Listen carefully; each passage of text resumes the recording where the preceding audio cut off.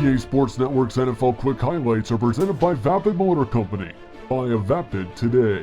Rams, Bengals. Both sides had a lot at stake coming into this one, especially the St. Louis Rams, who were coming into this one winning their past 2 games, thanks to quarterback Austin Davis, who had played very well in those first 2 games starting this season.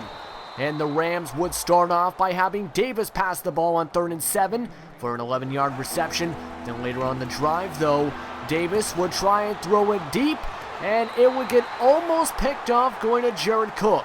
That would end off the drive on 4th and 10. Davis started off struggling in this one, 2 for 6. And the Bengals, though, would start off with a bang. Jeremy Hill would run the ball down the field to the 40-yard line on his second rush from scrimmage. Then a few plays later on 3rd and 12, though, the Bengals would feel the pressure as Robert Quinn and Chris Long try and break through the defensive line, and Dalton drops the ball, and that would lead to a punt. This one would stay scoreless after 1 quarter of play, and it was a very tough one to try and score. Kenny Britt would break past the 50 for the first time since the first quarter on that play right there. Then on 1st and 10, though, the Rams' offensive line was looking bad, as they would get sacked not once, not twice, but yes, 3 straight plays, ending off with a 3rd and 29 situation that would put them back all the way to the 47 on a play where they were at about the 23 on 1st down. They would have to punt off the ball, but a few minutes later, though, they would step it up as their offense started playing very well, finding Brian Quick for the reception there. Then on 3rd and 5, Davis up the middle, flings it to Kenny Britt again. He was 8 for 17 at this point. Then on 2nd and 10, he finds a wide open Todd Gurley, who calls for the block and runs into the end zone for a score. That would be Davis's 2nd touchdown of the season to make it 7-0 Rams inside the 2-minute warning. The Bengals, though, would also fire back. Tyler Eifert would go down the field on the catch and run, and he would be finally brought down inside the 15-16, I should say. That would lead to a field goal as the Rams were up in this one.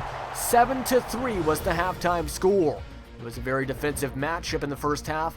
Not so much in the second half, as both sides brought the momentum from that first half out of the locker room for the second half. As it would start off with this catch here, as Hill would go off to the races on the run and catch, and he would be brought down at the 35-yard line. Then a few plays later, it will be after Dalton breaking the 2,000-yard passing marker for the season. On 1st and 10, would back up and find a catch down the field to Greg Little, who breaks through a few defenders and goes to the end zone for a touchdown to make it 10-7 Bengals after the extra point. The Bengals would break down the field once again a few minutes later after the Rams went 3 and out, as they would find a catch to Sanu. Mohamed Sanu would get down to the 9-yard line. Then a few plays later, on 1st and goal, Dalton would back up to pass, and he would find a reception. That is Sanu. The last one was Greg Little, but Sanu makes it a 17-7 lead. The Rams would try and step it up a few minutes later. But guess what? The struggles were real, as that's a fumble there by Austin Davis.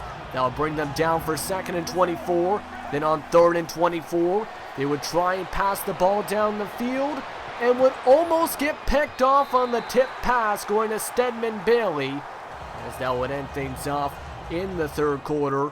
But the momentum went back to the Rams' side after this missed field goal here, which curved just short of the field goal markers to bring them to the 44. The Rams would step it up. They would get a field goal on the drive proceeding after that. Then a few minutes later, after a Bengals 3 and out, the Rams went down the field on offense, getting 4 straight completions to move the chains down the field, ending off with this reception here by Brian Quick to the end zone to tie things up at 17 in Cincinnati. This thing, though, would go to overtime. It was the 2nd time this season the Rams have gone to overtime, the first against the Pittsburgh Steelers, I believe it was. But on 1st and 10, Dalton was feeling a lot of pressure. He would get sacked by Robert Quinn for the 2nd time in the game. Then on 2nd and 21, The pressure would come again, once again by Quinn, but instead Nick Fairley, I should say, he would get injured on that play there. So in would come in the backup quarterback and Josh Johnson for the 3rd and 20 situation. And he would find a reception to Eifert, but that would be short of the first down on the 7-yard reception. The Rams would respond by marching down the field into field goal range, but they wanted more. Todd Gurley would break down the field for a 23-yard rush to the end zone for a touchdown to secure the overtime victory. The Rams will win this one 23-17 was the final. Now for the first time since 2012, the St. Louis Rams have won 3 straight games. A big time mark for now this team.